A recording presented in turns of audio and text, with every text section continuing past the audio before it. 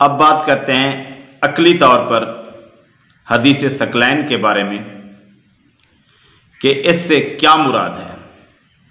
हम तो कहते हैं कि जिस तरह के सही मुस्लिम में पिछली वीडियो में बात वाज़े की है कि नबी सल्लल्लाहु अलैहि वसल्लम ने अहले बैत के साथ अच्छा बर्ताव करने का, उनका इज़्ज़त और एहतराम करने की बात की है। लेकिन शिया हज़रात कहते हैं कि नहीं, उनकी इताअत करनी है उसी तरह जिस तरह कि अल्लाह के रसूल सल्लल्लाहु अलैहि वसल्लम की इताअत करनी है। तो हम कहते हैं कि ये अक्ली तौर पर समझने की कोशिश करते हैं कि क्या ये हो सकता है इस तरह, किसकी इताअत करनी है। तो अहले बैत में कौन कौन से लोग आते हैं, इसकी एक वजाहत तो पहले वीडियो में हो चुकी है कि अहले बैत में कौन से लोग हकीकत में हैं। लेकिन यहाँ बात है कि जब हम कहते हैं कि जो आयत ततहीर के मुताबिक सूरह अहज़ाब आयत नंबर 33 के मुताबिक नबी सल्लल्लाहु अलैहि वसल्लम की घर वालियाँ, बीवियाँ सब इसमें शामिल हैं, तो ये कहते हैं कि नहीं, यहाँ सिर्फ वो लोग शामिल हैं जो चादर के अंदर नबी सल्लल्लाहु अलैहि वसल्लम ने लिए थे, यानी 5 शख्सियात, और नबी सल्लल्लाहु अलैहि वसल्लम को छोड़कर 4, तो भी 4 लोग हो गए अहले बैत में। तो उन 4 की पैरवी करनी है। हम तो कहते हैं कि उन 4 की भी, बाकी सहाबा की भी, नबी सल्लल्लाहु अलैहि वसल्लम का दीन उन सब से लेना है। जिसने भी कहा कि मुझे नबी सल्लल्लाहु अलैहि वसल्लम ने ये बात बताई, हम उससे लेंगे। और अब अगर बात करें कि नबी सल्लल्लाहु अलैहि वसल्लम के अहकामात के बगैर भी उनसे हटकर जैसी ये बात कहेंगे उनसे लेनी है, तो इन 4 अशखास के बारे में फिर भी हम यही कहेंगे कि जो बात कुरान और हदीस के खिलाफ ना हो वो ले लेनी चाहिए।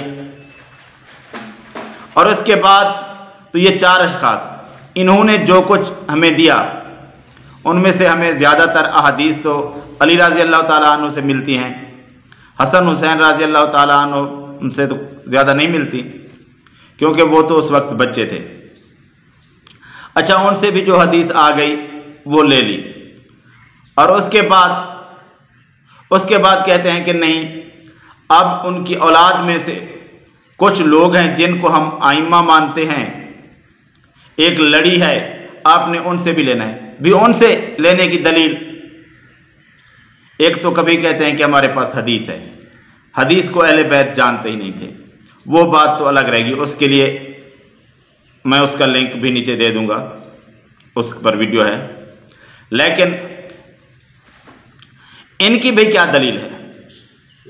इनकी दलील भाई वही आयत ततीर हो गई कि ये मासूम है। भाई अब जब हम कहते हैं कि ज़्यादा लोग शामिल हैं तो आप कहते हैं कि नहीं 5 लोग हैं, और जब 5 हो गए तो फिर ये लोग कहाँ से आ गए? इनकी कोई दलील है?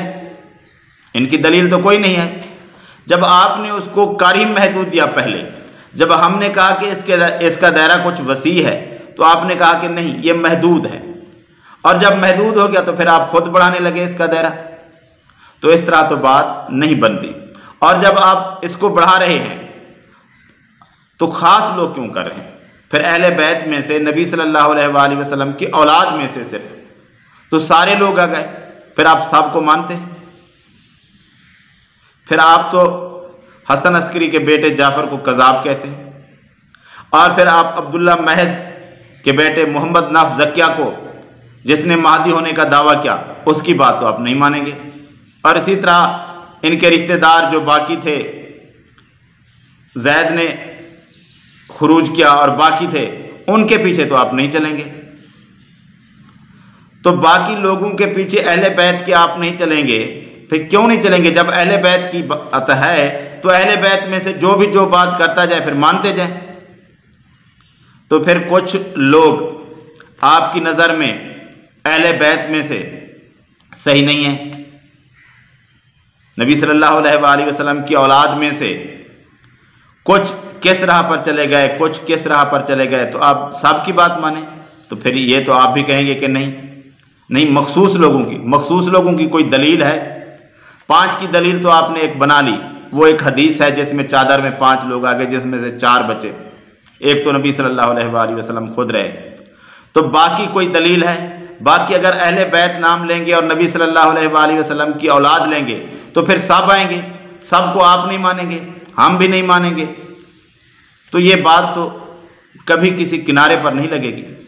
तो असल बात वही है जिसकी सही मुस्लिम के अंदर वजाहत है कि उनके साथ मोहब्बत करनी है, उनका फ़िक्र करना है, उनके साथ अच्छा बर्ताव करना है। नबी सल्लल्लाहु अलैहि वसल्लम ने उनके बारे में वसीयत की है, ना कि उनकी इत्तिबा उसी तरह करनी है जिस तरह के नबी सल्लल्लाहु अलैहि वसल्लम की।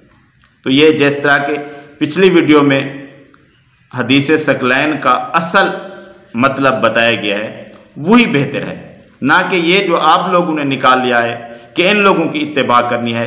ना ये अकली तौर पर समझ आती है, ना अहदीस में ये बात वजाहत के साथ है।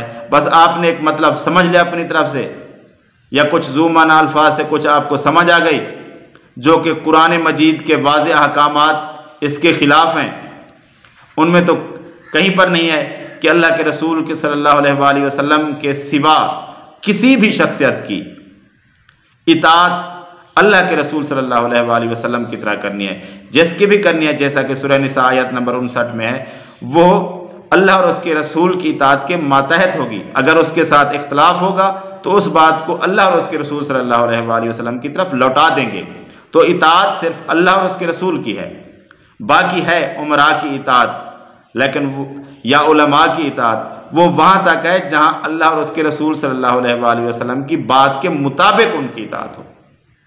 अगर उनकी बात इसके खिलाफ हो तो उनकी इताअत कतन जायज़ नहीं है।